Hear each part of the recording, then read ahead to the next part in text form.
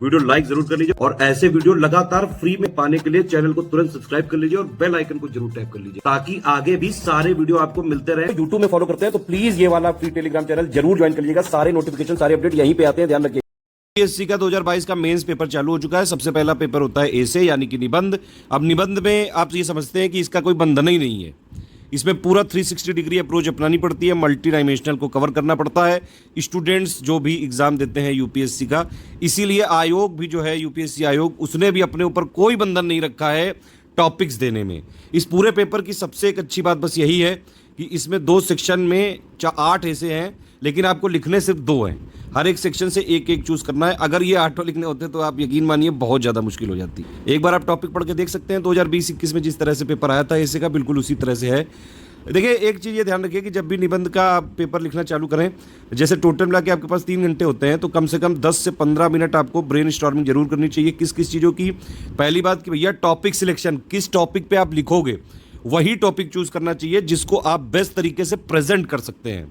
ठीक है, आप ये सारे चीज़ें एक बार देखिए, शब्दों को तोड़िए। एक एक वाक्य में इतने शब्द हैं, उन शब्द की गहराई बहुत ज़्यादा है, काहे कि ये यूपीएससी का पेपर है।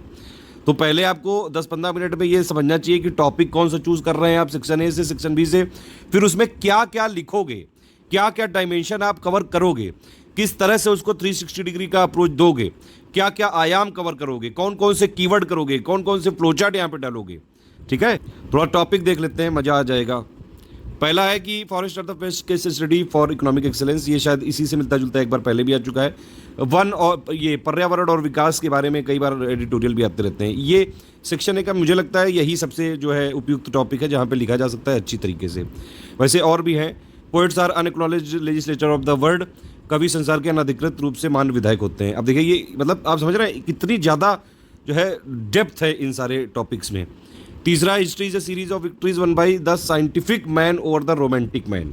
अच्छी तरह से इसको कनेक्ट किया जा सकता है। कई सारी हिस्टोरिकल जो इवेंट्स हैं प्लस वो जितनी भी साइंटिफिक डिस्कवरी हुई इंडस्ट्रियल जो है रिवोल्यूशन से लेके, और प्लस अभी जो है लेटेस्ट वाला जो इंडस्ट्रियल रिवोल्यूशन है, कई सारी चीज़ें इसमें कनेक्ट की जा सकती हैं।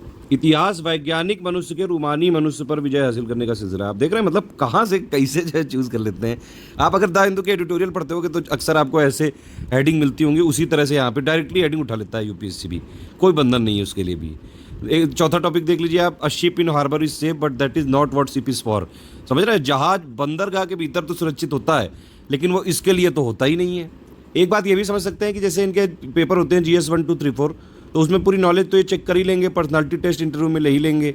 ये एक अलग तरीके का जो एनालिटिकल आपका अप्रोच है उस तरह को चेक करना चाहते हैं, कैसे आप चीज़ों को लेते हैं, कैसे आप किसी भी अगर टॉपिक को दिया जाए उसको कैसे कनेक्ट करते हैं, कैसे 360 डिग्री अप्रोच लगाते हैं, कौन कौन से कीवर्ड आप यूज करते हैं, कैसे कैसे इसको फ्लो चार्ट से कनेक्ट करते हैं। सेक्शन बी देख लीजिए, time to repair the roof is when the sun is shining. Section B में मुझे लगता है बस यही वाला एक थोड़ा ठीक है।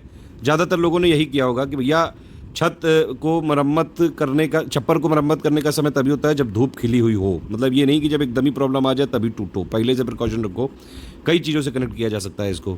You can not step twice in the same river. आप उसी नदी में दोबारा नहीं उतर सकते। एक ये भी एक अच्छा टॉपिक है। हर असमंजस के लिए मुस्कुराहट ही चुनिंदा साधन है। ये इस पर भी लिखा जा सकता था। ये थोड़ा सा दिक्कत कर सकता था एग्जाम में क्योंकि प्रेशर बहुत ज़्यादा होता है। केवल इसलिए कि आपके पास विकल्प है, इसका यह अर्थ कदापि नहीं कि उनमें से किसी को भी ठीक होना ही होगा। समझ रहे हैं, तो ये है भैया डेप्थ।